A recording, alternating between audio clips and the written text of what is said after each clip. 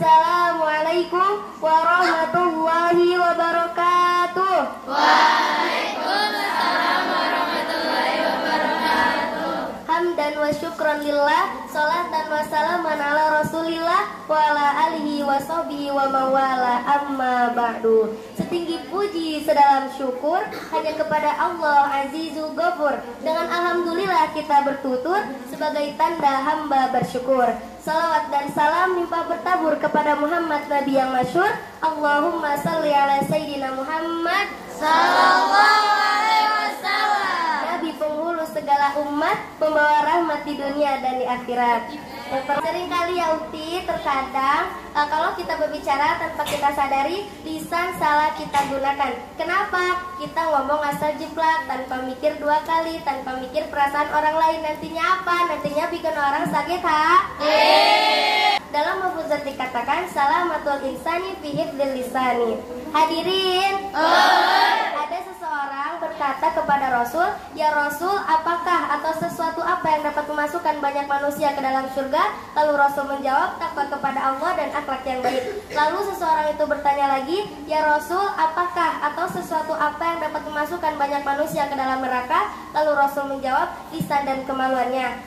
Jadi nikmat lisan kita ini gunakan dengan sebaik-baiknya, karena kalau tidak, ternyata paling banyak manusia masuk ke dalam neraka. Karena apa? Karena mereka tidak memperhatikan apa yang telah keluar dari mulutnya. Alangkah baiknya berpikir dahulu sebelum mengeluarkan kalimat demi kalimat, karena bencana lisan sangat luar biasa.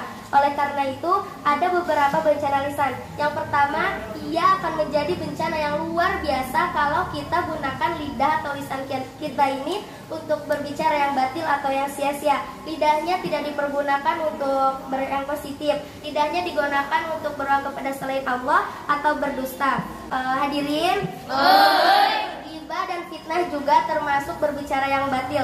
Banyak di antara kita menggunakan lisan kita ini untuk berghibah dan fitnah. Hal ini juga pernah terlihat pada kisahnya Siti Aisyah radhiyallahu anhu yang pada saat itu difitnah, dan pada akhirnya Allah Subhanahu wa taala menurunkan jawaban atas beredarnya fitnah itu pada surat An-Nur ayat 11 sampai 26.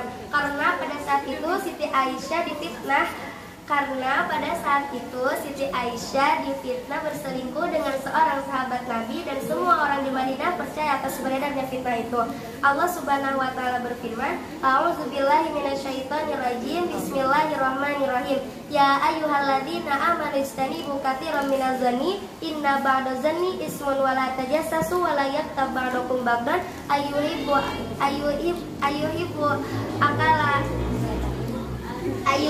ahadukum an yaqula lama akhihi fakaritum innallaha tawwabur rahim."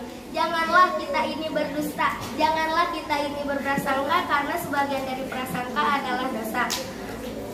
Dalam hadis riwayat Ahmad, Rasul berkata, "Sesungguhnya si fulanah saum, puasa di siang hari, tahajud di malam hari, namun akhlaknya buruk, dia suka menyakiti hati tangganya dengan mulutnya." Maka Rasulullah SAW bersabda, "Tidak ada kebaikan dalam diri fulanah tersebut, dan dia termasuk ahli neraka." Nauzubillahi min dzalik. Jadi hadirin sekalian, hati-hati dalam lisan kita ini, termasuk bencana lisan tadi. Yang pertama adalah berbicara yang batil, yang sia-sia, tidak ada manfaatnya sama sekali, dan di dalamnya ada dusta, ghibah, fitnah, termasuk juga sumpah serapah, dan bernyanyi-nyanyi yang tidak ada manfaatnya sama sekali.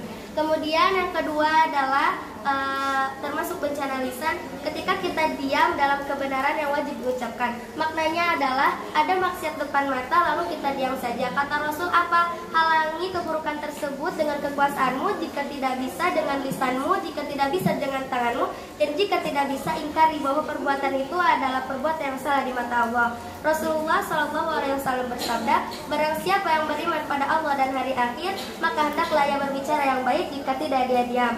Mungkin hanya itu saja yang dapat saya sampaikan. Kurang dan lebihnya mohon dimaafkan. Wassalamualaikum warahmatullahi wabarakatuh.